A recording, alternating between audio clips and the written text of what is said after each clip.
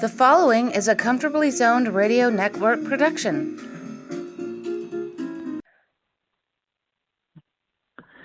Thank you, Tally Olson. I am back. I am the Zigzag Man, the Tokin Jew in Alameda, and I'd like to welcome you to my podcast and welcome my guest who's ongoing on this network in my life, Jerry Feidelberg. I enjoy your company so much. Well, thank you, Ralph. It was a pleasure. It's always a pleasure to do the podcast. It was wonderful last week when we actually had lunch together in Alameda. And absolutely. That's one of the neat things. You don't always get to have lunch with the people that you do the podcast with. Very few of them, as a matter of fact. And you are, among other things, my friend. So yeah, for sure. Happy to have you as that. Jerry, I told you I'd surprise you with the topic. And the topic is Steve Kerr, the Steve Kerr era with the Golden State Warriors. Are they the San Francisco Warriors now? No, they're still known as the Golden State Warriors. Whether or not they changed the name, they are located in San Francisco. And if we go back to a little bit of the history, when the Warriors moved the franchise from Philadelphia to San Francisco way back in the 60s, they were known as the San Francisco Warriors. They used to play at the Cow Palace, as I recall. And then when they moved over to Oakland, they didn't want to be known as the Oakland Warriors. They were known as the Golden State Warriors, and had that name for 40 years, 45 years, something like that. And the people in Oakland were always very upset. Were they ashamed of Oakland? Why didn't they want to use the name of Oakland? And when they moved back to San Francisco, they had been in the finals 5 years in a row, and they really didn't want to change. And they had won 3 championships, and they pretty well had established the name as Golden State Warriors. So they were very hesitant to call them, to change the name to the San Francisco Warriors. So they may in the future, but right now, I don't think so. Okay, Jerry, you mentioned something that's incredible. 5 finals in a row? 5 in a row. 5 in a row. Yeah. That puts the Steve Kerr era right up there with the Bill Russell, Red Auerbach era. And for the times that we're living in, the basketball times, it's equally as prestigious because A, there are like 30 teams rather than 8, and and B, C, and D don't really matter if you say A. Tell me a little bit about what you know is the reason that Steve Kerr is so successful, and then we'll talk about the era of Steve Kerr player-wise. Let's talk coach-wise. What are his attributes? Well, Steve Kerr had the good fortune to go to University of Arizona and play for Lute Olson. Lute Olson won a couple national titles with the University of Arizona and gave Steve a chance to play. As you know, Steve was not highly recruited when he came out of Los Angeles, and he worked hard. He's always been a hard worker. He's a student of the game, and he worked his way into becoming a solid player. And the same thing when he became a pro. I think he was drafted by Cleveland initially, but he got traded to Chicago. And when he was with the Bulls, when they won several titles, and then he got traded to the San Antonio Spurs. So when he was with the Bulls, he was under the tutelage of Phil Jackson that used the triangle offense. I think Tex Winter was an assistant coach with Phil Jackson, a highly respected coach. And then he went to the San Antonio Spurs. He won a couple more rings. I think he's got 8 rings. He's got 5 championships as a player and 3 as a coach. And he was a player for Greg Popovich. And Greg Popovich came from was an assistant coach for Don Nelson here in the Golden State. And of course, what a terrific lineage, because Popovich just broke Nelson's record, if I'm not mistaken. Wow. And Nelson was a player. He was with the L.A. Lakers, and he got traded to signed or released by the Lakers. The Celtics signed him for $100 or paid $100 to get his contract. And then Nelson landed with the Boston Celtics, and he learned from Red Auerbach. So that's the coaching tree. Ooh. Red Auerbach, Don Nelson, Greg Popovich, Steve Kerr, Phil Jackson. And Jackson won, I think he won a title with the Knicks way back in the 70s. I think he was on that team with Willis Reed, as I recall, in the early 70s. So yes, he was, absolutely. Not the first championship. Not the first championship, but the second. He had a bad back, as a matter of fact. But Jackson, I remember him as a Knicks fan. I remember him as having a stork-like body, like George Theodore. His shoulder blades were about 40 feet apart. But let me tell you the thing that impresses me about Steve Kerr's legacy. He stood up to Michael Jordan.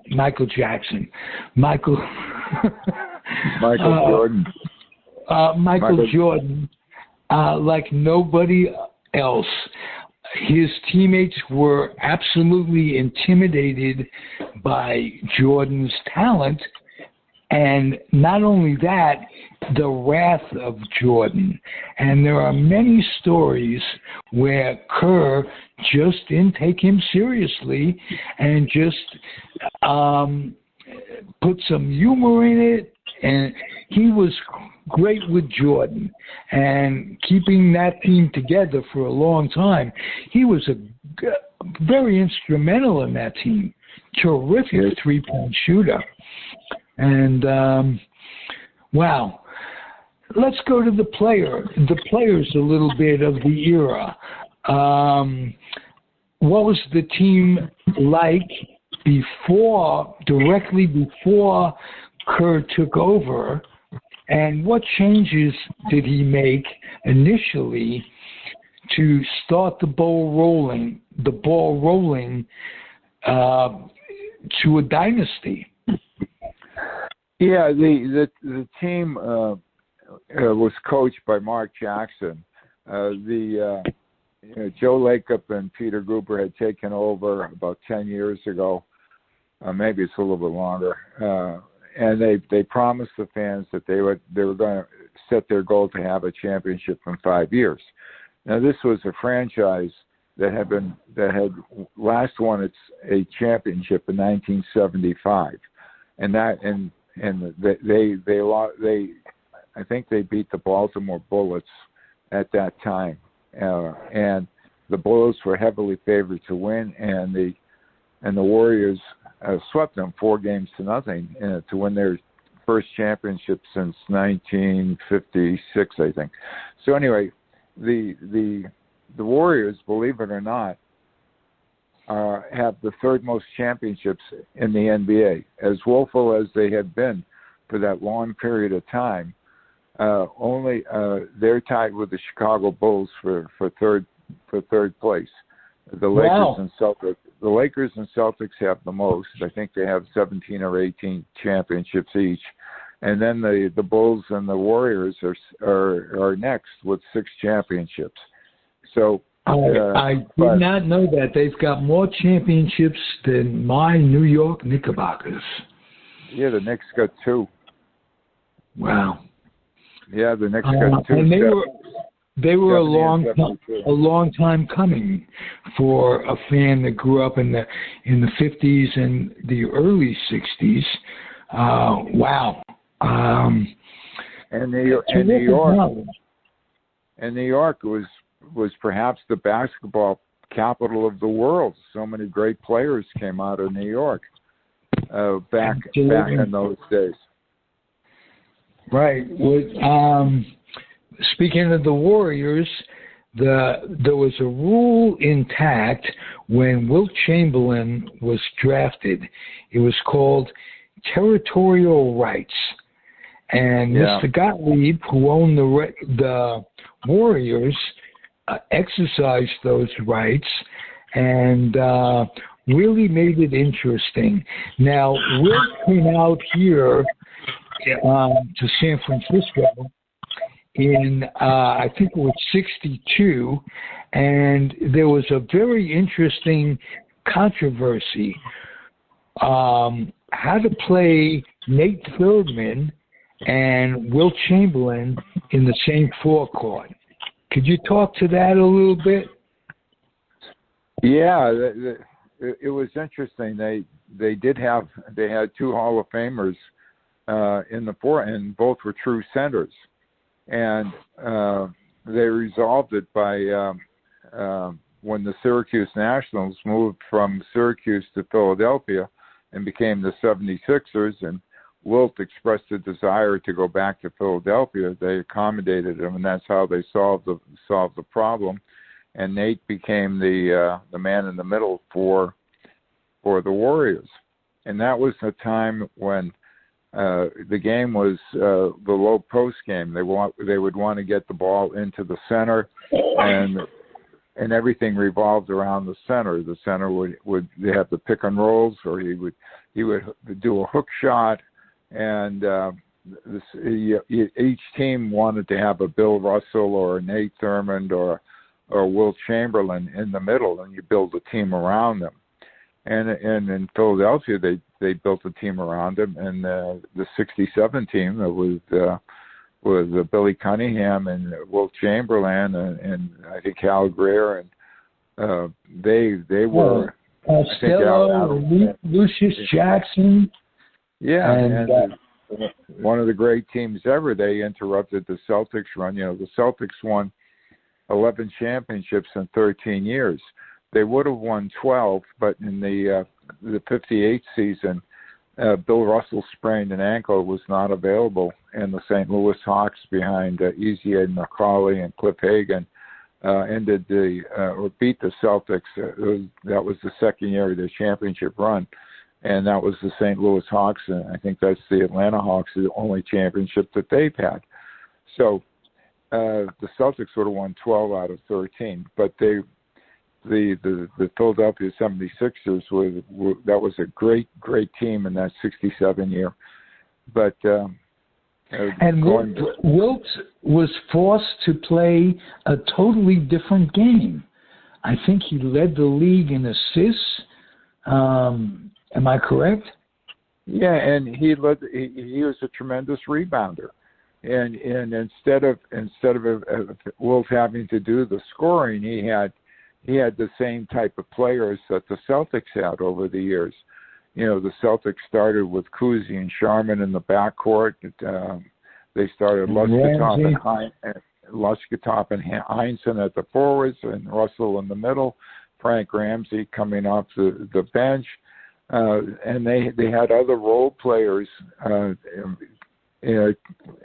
they had 7 or 8 players that they used for each game in their rotations. But in those days, Wilt and Bill Russell would play 48 minutes a game. They didn't 32, 34 minutes. They played the whole game. And over time, the Celtics had a wonderful backcourt with Casey Jones and Sam Jones. Unfortunately, we lost Sam Jones this year. Casey Jones passed away a couple of years ago. Bill Russell is still alive, and Bob Cousy is still alive. Bill Sharman passed away. Yeah. So Cousy's over 90 at this point. Yeah. Oh, yeah. And then as when Cousy retired, John Havlicek came on board, and so they were able to with 8 teams. It was a lot easier. The talent wasn't diluted like it is now. They had 8 teams of 15 players. There's 120 players. Now they have 30 teams, and they have 450 players. So the quality of the talent, I think, back in those days was much better. But it wasn't 15 players in those days. It was 10. It was 10 or 12. 10 or 12, yeah. I think. 12 at the most. Yeah, and they were the best of the best. And so, but that doesn't diminish what the Warriors did to reach the finals in 5 straight years. The Celtics did it for 8 straight years, and we could say that there were better players on all the teams in the league in those days, but it was still a monumental achievement. And for both teams, and I had the opportunity to talk to Jim Barnett. I met him at I was in the press box doing an A's game, and he was there watching the game and talking with the broadcasters. And after the game, or in between, I had a chance to talk with Jim, and we talked about the 3 teams that I thought had the best ball movement in the history of the NBA. The first one was the Boston Celtics, because they were run and gun. They loved to fast break. And this is a time when there were no 3-point shots. They could put 130, 140 points on the board in a 48-minute game. They always found the open man. Guys like Tom Sanders was a point forward, or was a forward for them. Havlicek, as we mentioned. So many great players came through. Don Nelson, as we mentioned earlier. Then the second team that had great ball movement was the Showtime era of the Lakers in the 80s, and with Magic Johnson and James Worthy and Kareem Abdul-Jabbar,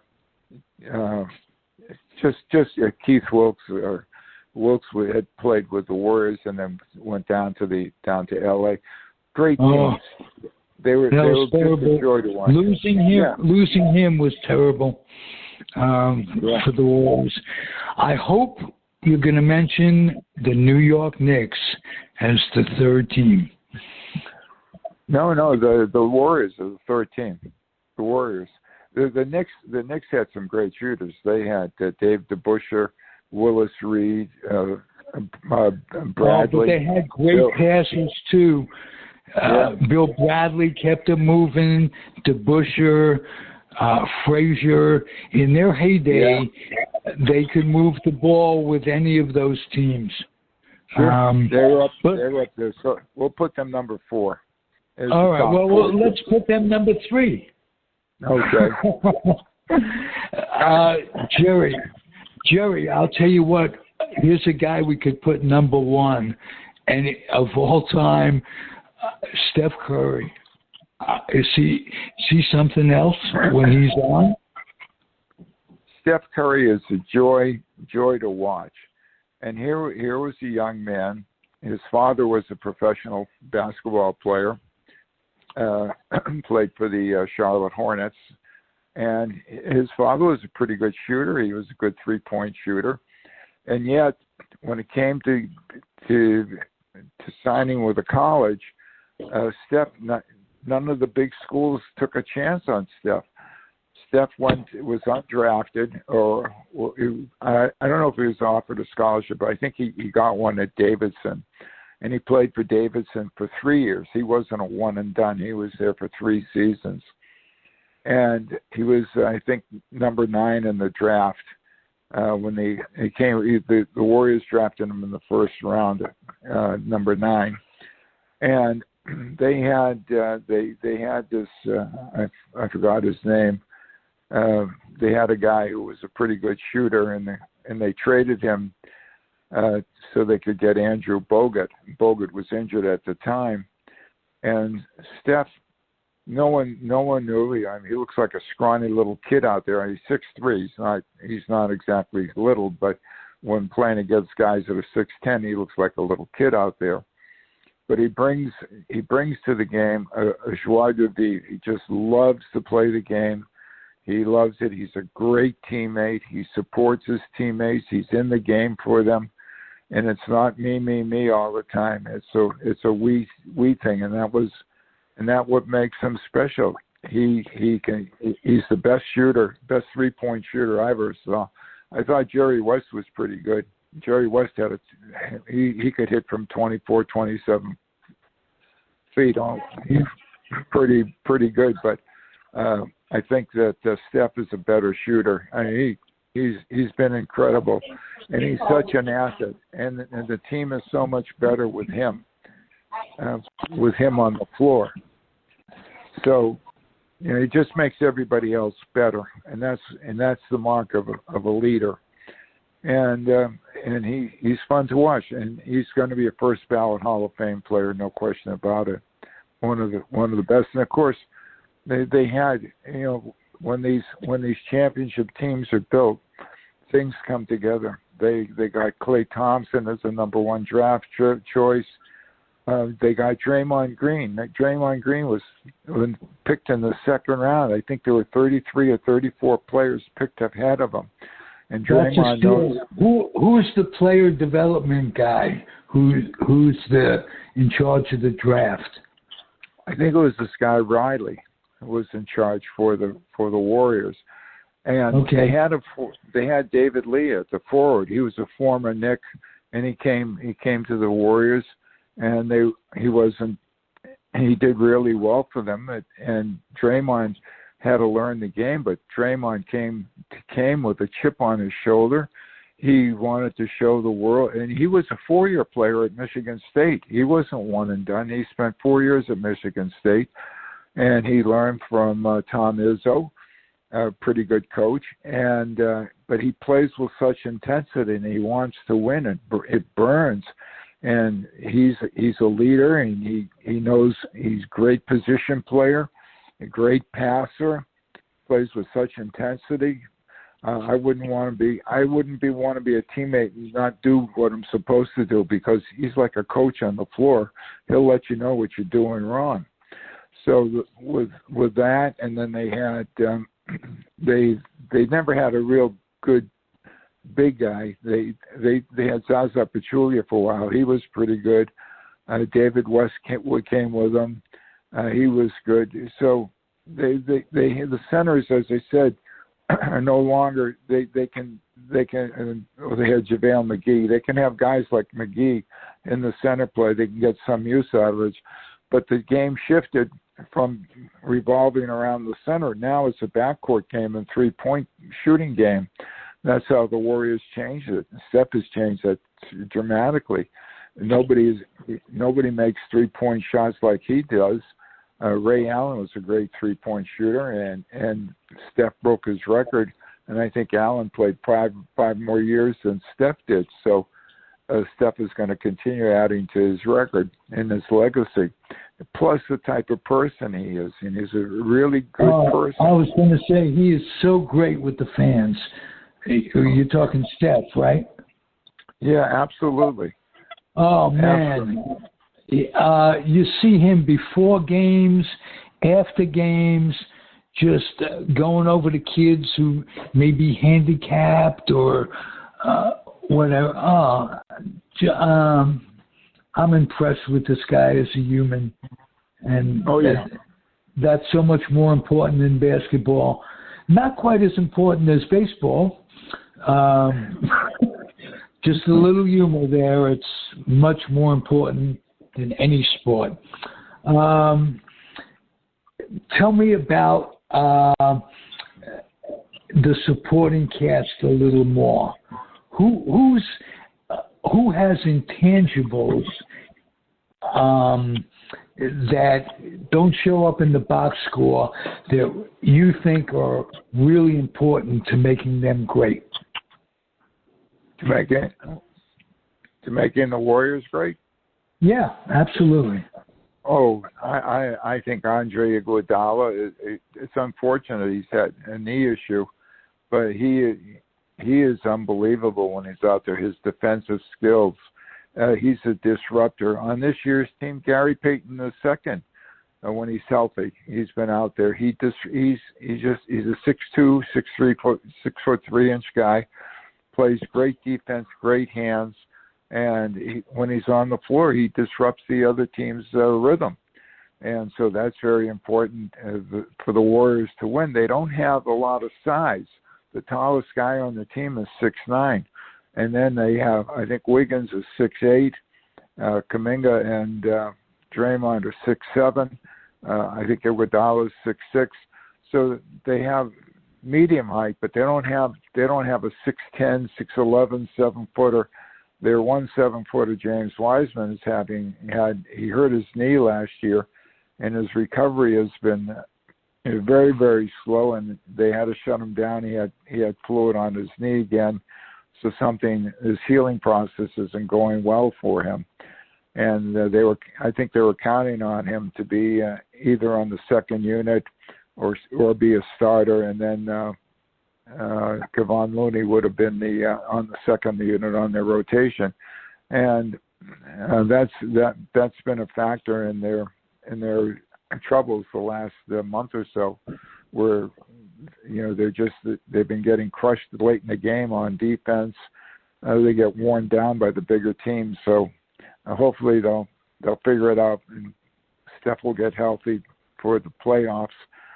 And if Steph is healthy and Draymond is healthy and Clay is doing better, they're concerned about Wiggins. He's been slumping. He hasn't been playing as well as he did early in the season. That might change. Jordan Poole plays well, but he's on the second unit, and when he's on the second unit, he doesn't get any minutes, so his production declines. But they got Kuminga, who's going to be a star. They got Moses Moody, who's going to be a star in this league. And they're getting good service out of Otto Porter Jr. They're getting service out of Bielitsa. So they got 10 guys that they got in their rotation, and they can play defense. And if they're healthy, they can be formidable. But right now, it's been a tough year for them. Steve Kerr said he's never seen anything like it in all his years in basketball. So many key players being injured, but they have to play the games, and no one feels sorry for them if their stars are missing. Absolutely not. It's definitely a rough league to be playing in, and it's been a rough year for everybody.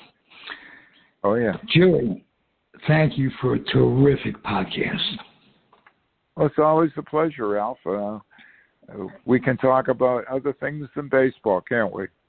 Yes, we can. Isn't that nice? And I kept right up with you. Yeah, you did good. We had to think about some of the players. I hadn't thought about them for many, many years. And isn't that the idea when you're AKs like we are? Our memories are very, very important. Love you, Jerry. Keep well. Okay. Be well. Take care. All right. Thanks for listening, everybody. Comfortably Zoned Radio Network. I'm Ralph Tycho, the Zigzag Man, the Tokin Jew of Alameda. Adios and happy trails. The proceeding has been a Comfortably Zoned network production. You are advised to keep your dreams wet, your humor dry, your children and grandchildren out of military recruiting offices and off the laps of clerics who wear dresses. Thank you for listening, everyone. Happy trails.